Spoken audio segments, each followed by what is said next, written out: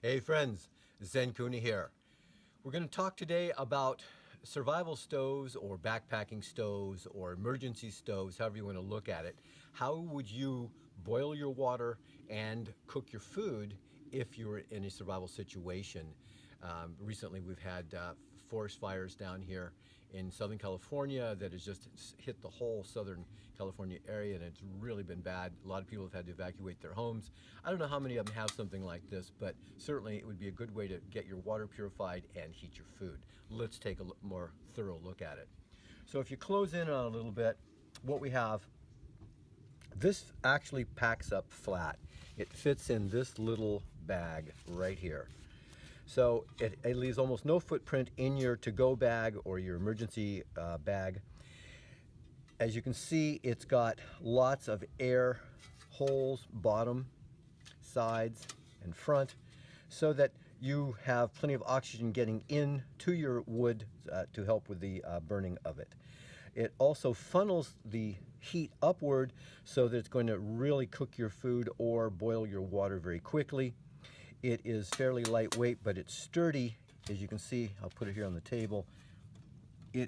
I'm pushing on it, really putting some pressure on it, and it is solid as can be. So let's take a look at how it fits together.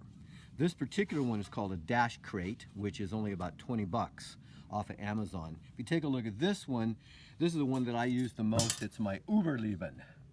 And I like the Uberleben a good deal. They're both stainless steel. They're both built identically. But it just, you have preferences. So let's take a look at how to put it together. Basically, there's 3 pieces that are solid and 1 piece that has the feeding hole in the front here. So we're going to take the other pieces and lay them flat to each other and just slide it up and click it in. All right? Then we want to get the opposite side. Don't worry about the bottom of it yet. We're going to do the same thing. We're going to lay it flat to itself and then just slide it in. All right. Now's the time where we take the bottom. Here's our bottom plate, okay? So we're going to take this bottom plate and we're going to slip it in. Make sure you've got the 3 tips here so that they're going to fit into the holes. In other words, you're not going to have one that's facing out towards the front because that one doesn't have a hole in it. Okay, so now you got your smooth edge here. Then all you have to do is take your final piece. You're still going to do just one side at a time. Lay it flat, slide that in, press it all the way down. Then there's enough play in the stove where you can get this all set up on the final side and push it in, and voila, you have your stove put together except for the crossbars. So you take your crossbar, slide it in, take your second crossbar, feed it into the little hole in the opposite one, and slip that in, and you have your stove. So if we take these two and put them side by side, you can see that they're very close to each other. The Uberleben is just about an ounce heavier. That's just the quality of the stainless steel. Let's take a look at putting a couple of cups on top. You can see that with those crossbars in there, even a cup that is smaller than the size of the stove will sit up there just nicely. Also, if we took a look at larger containers, like so, you can see that with a larger container on there, it fits equally well. And even if it was a bigger pan, which I'll show you in a little bit when I cook up some food, even if it was larger, because of the cuts here on the top, it still allows the flame to come up and heat your pot fairly evenly. So I can't rave about these kinds of stoves enough because they work so well, as you're about to see. Come on up with me. So what I'm going to do is set these up. I'm going to put some wood in it. We're going to talk about that. And then we're going to cook 2 full meals on there so that you can get a sense of how these perform. All right. Now we're ready to take a look at the stoves loaded up. So let's come down here and take a peek. You can see that we've got the two stoves that we're using, the Uberleben and the dash crate, are loaded up with some wood. And what we're going to use to start them with is just a cotton ball that's got some Vaseline on it. So let's get that started.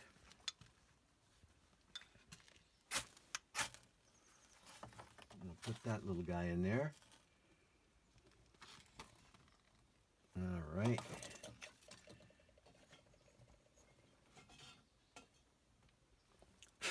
All right, ready for number 2.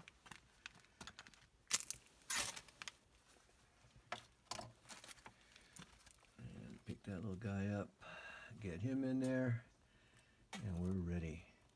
We got fire on demand. All right, so you can see that with that, I call them little napalm bombs, that the fire gets started very quickly. And of course you can just make your little adjustments of how you want it. You can be a little bit more careful and add more wood to it more slowly, but just for today's video, we're just making it a little bit quicker. I'm going to go get a couple of pots to put on there.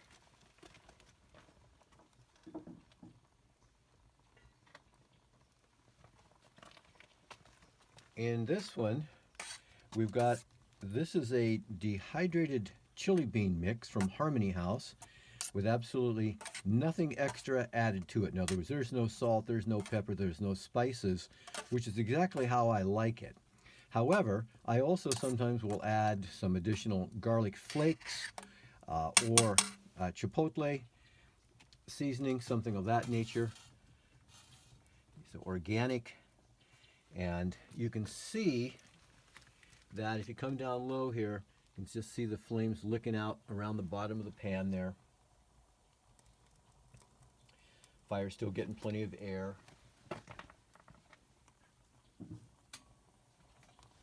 In our second pot, we're doing full-on collard greens with shiitake mushrooms and onions and tomatoes.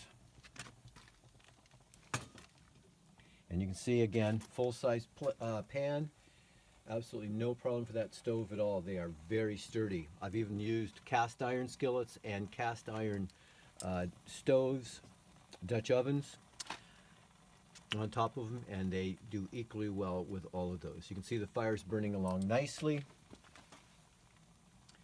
Got plenty of flame going.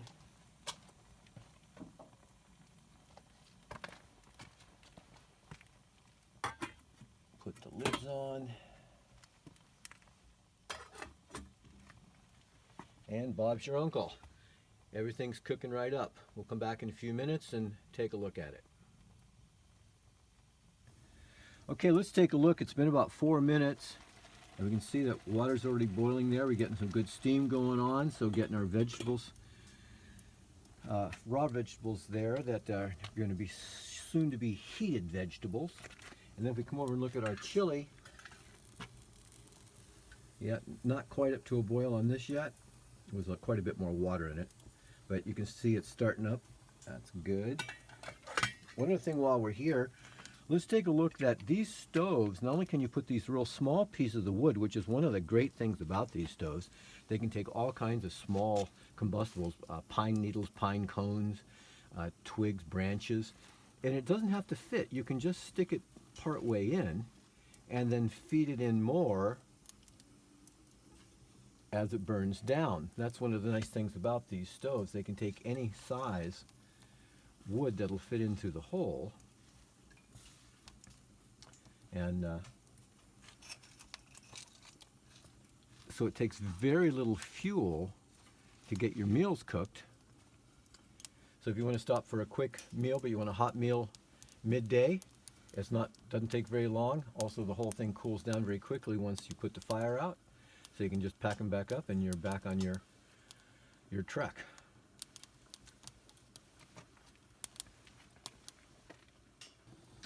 All right, so chili is done. I'm just going to take that off and leave it covered for a few minutes. further rehydrate. And let's take a look at the veggies. Oh yeah, veggies are well done. Don't need them any more than that. And take this one off. Okay, as you can see, the stove is just going along dandy.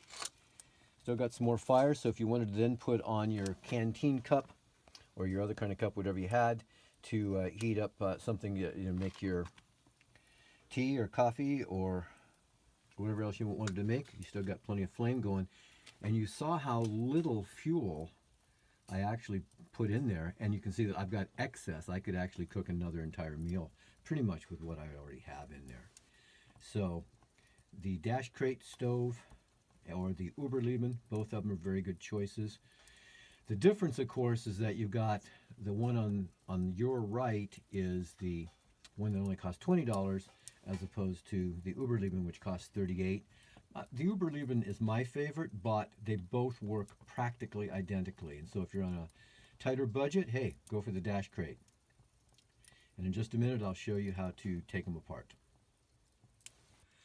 But before I show you how to break down the stove and put it back in this nice little nifty bag, first, let's eat. I love being able to have a good meal wherever I am. And although I wouldn't have the raw to turn into my heated greens and onions and mushrooms and tomatoes, if I was out on the road or if I was in an emergency situation, I wanted to demonstrate to you that if you wanted to cook a full-on meal, you could definitely do it. And of course, although I'm not a meat eater myself anymore, I can vouch for being able to cook anything from shrimp to beef to pork on these stoves. It works just as well. If it'll cook one thing, it'll cook another. All right, so I'm going to have something to eat and then show you how to break these bad boys down to pack them away with you. All right. Final phase then is let's take a look at how to dismantle it. It's just the reverse of what you did to begin with. Take out your cross pieces there. Then we're going to take the front piece off first. So just pop it loose. Easiest way usually is one hand pushes, one hand pulls. And then same thing in the opposite way. The bottom fell off, that was easy. And then just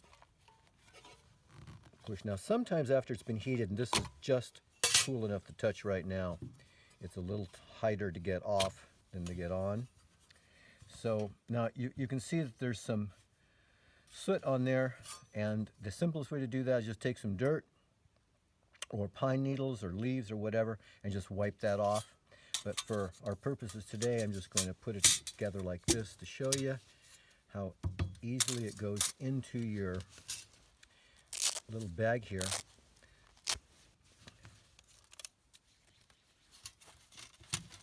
There you go.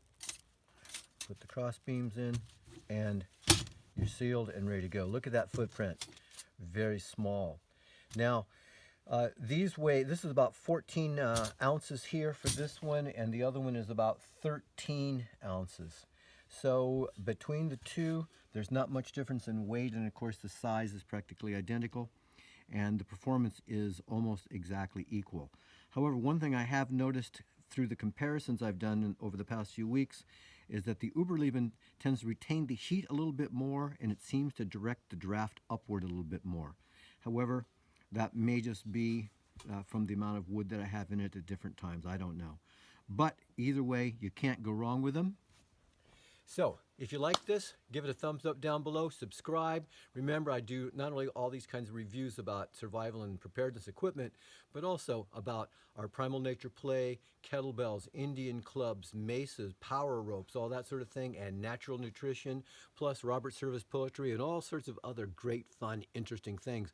And let's not forget, I also do rants and raves. So, thumbs up. Love you all. Leave a comment down below. If you got a question, put it there too. I'll get back to you as soon as I can. Have a great day. Adios.